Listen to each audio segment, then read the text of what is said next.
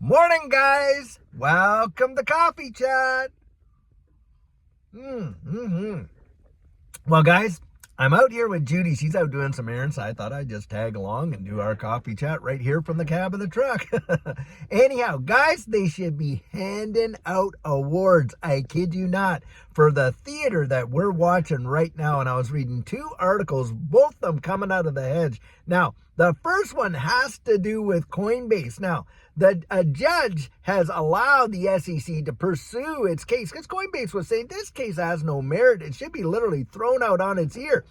Judge allows it, but at the same time that they allow the SEC to continue with their lawsuit, you know what she does? She turns around and agrees with Coinbase and dismisses the SEC's charge that Coinbase was operating as an unregistered broker when it was dealing with its wallets. I mean, are you kidding me? If you can come to that adjudication, that Coinbase was not operating as an unregistered broker, then why on earth can't you dismiss the whole case? Guys, because it's a dog and a pony show. We all know it is. And the thing is this, consider this. Here, Coinbase had to IPO through the SEC, of course. And, oh, wow. They had to submit all their financial documents. They had to submit, hey, their business model, what they were trading on their platform, all that kind of stuff, the volume, you name it, the whole kit and caboodle. And of course, the SEC turns around and says, oh, yeah, we're going to let you IPO. So they go out there, they IPO. Now they're traded on the public, exchanges out there, their shares, their stock, and all that kind of stuff. And boy, it was one of the biggest IPOs that we've ever seen. Needless to say, a few months later, the SEC turns around and sues them for doing what? Being an exchange broker for unregistered securities. You have got to be kidding me. I mean, talk about hypocrisy 101. It makes absolutely zero sense, and we all know it, and we all know it now. Another one, boy, this one should get the Oscar for sure. So you got Swift out there right now. And guys, you know what they're doing?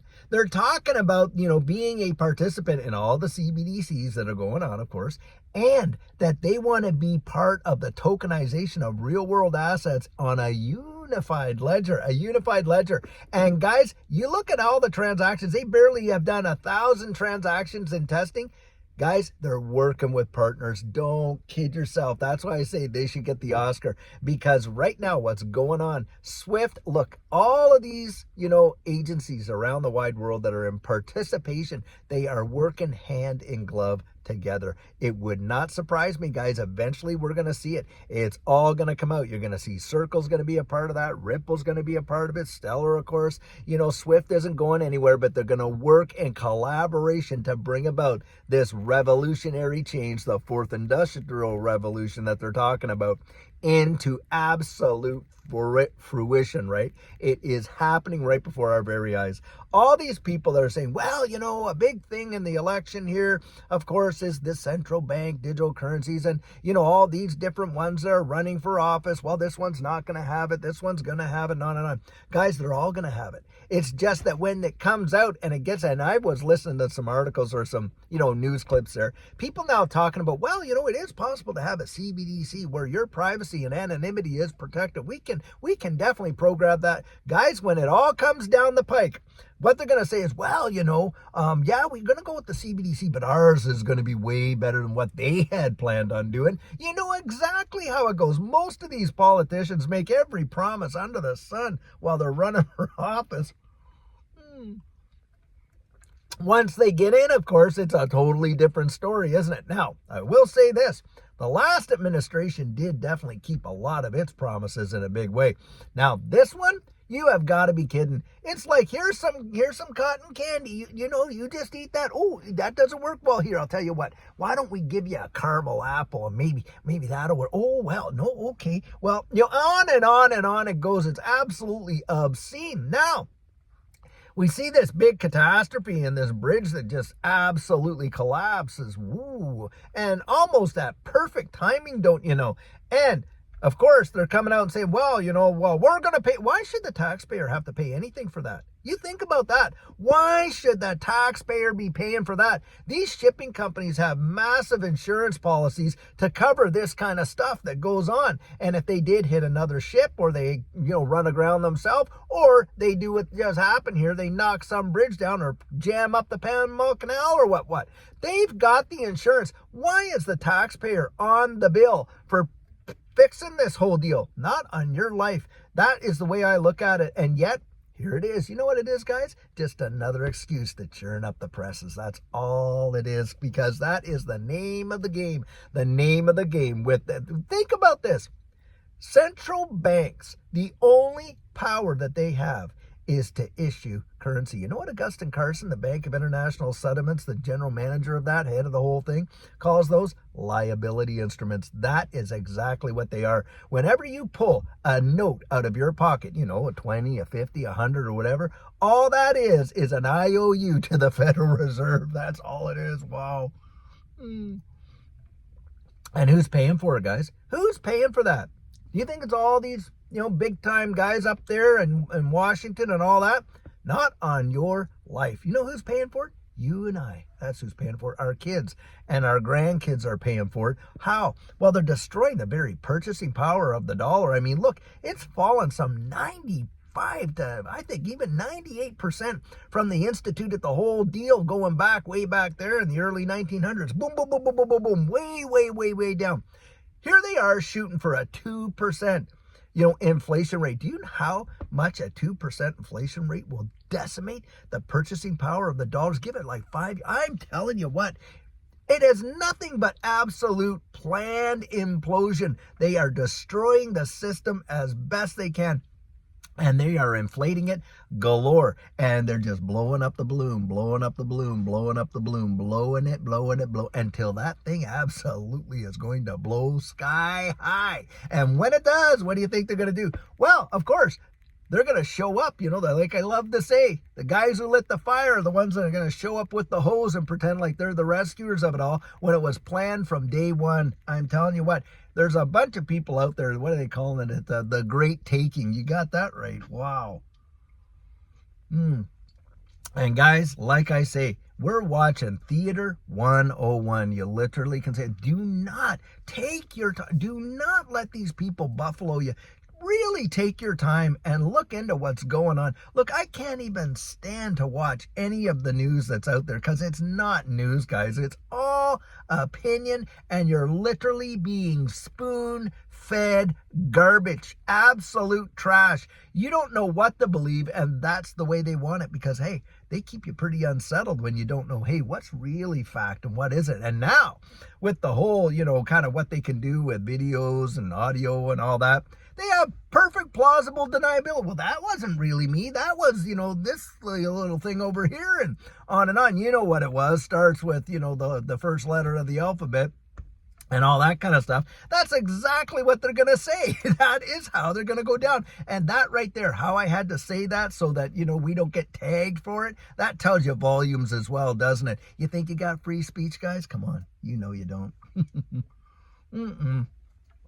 We don't. We have a limited speech is what it is, not free speech. You can't get out there and share an opinion today without being absolutely nailed, no matter what side of the opinion is on. And people, get this, people want to come out, and as you share your opinion, then they say, well, I followed your opinion, and so, whatever happened to me is your fault. I mean, have you lost your senses? Has anybody really thought that one through, that you think that you can go out there and you make life choices based on someone else? I would never make, any kind of a decision like that based on someone else's opinion, but that's what happens every single time.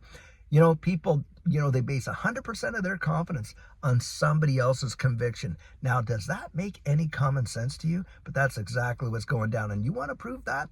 Bring up any kind of an issue with friends and, sitting around the coffee, having a meet and greet, whatever. I'm telling you, listen to the responses. Do you know most of the arguments are going to be almost verbatim as to what comes across that tube? Absolutely, practically verbatim. You know what they call that, guys? They call it apologetics. Apologetics is, the study of what you believe and why you believe it. more important. Why you believe what you believe is so much more important than what you actually believe. And when you start asking yourself the whys, hey, you might change what you believe, right? Guys, that's what's going down. Most people don't have a solid rationale for the Constitution that they've adopted in life. They do not. They are basing it on what they've been spoon-fed, either through the Fifth Estate, all these shows up there, what they're learning in school, what they're indoctrinating our kids in all of these universities. I'm telling you what, it's absolutely obscene. You're not getting an education. What you're actually getting is literally programming for the way in which they want you to behave. Think about this. All these people out there, do you know how many of the entrepreneurs that have really revolutionized the wide world dropped out of college? Yep, they did. The people with all these business degrees, most of them don't even own businesses and can't run a business at all. They've got a degree in all this, but they have absolutely zero understanding of genuinely how to create wealth, accumulate it, and preserve it. That is a fact, Jack.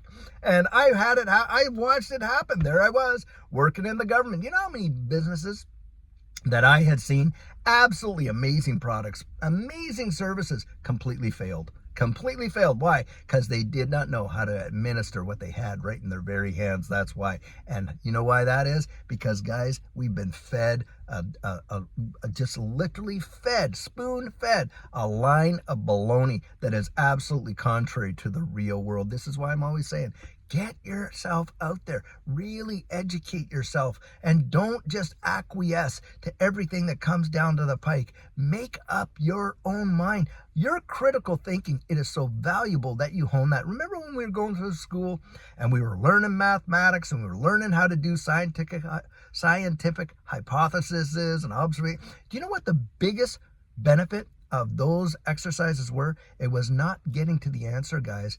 The equation mattered more than the answer. Why? Because the equations are what helps you learn how to think. And that's one thing when you're talking about mathematics and things like that, there is no substitute for the truth when it comes to that, is there? Learn how to think. Train yourself all over again. Just don't acquiesce like they want us to and think like they think and think what they want us to think. Guys, they know how this works. They've proven it study after study after study.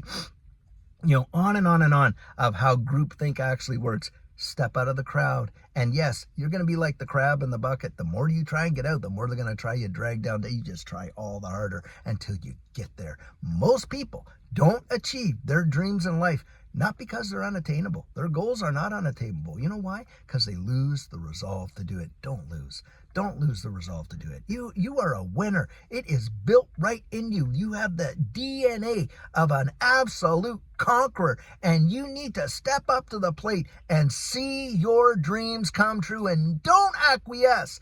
Just because someone over here is giving up on theirs, you don't give up on yours. That's what I'd have to say. And guys, do not listen to this whole dog and pony show, because what's going on right now is just smoke and mirrors. That's all it is, guys. Anyway, I know that's a bit of a rant.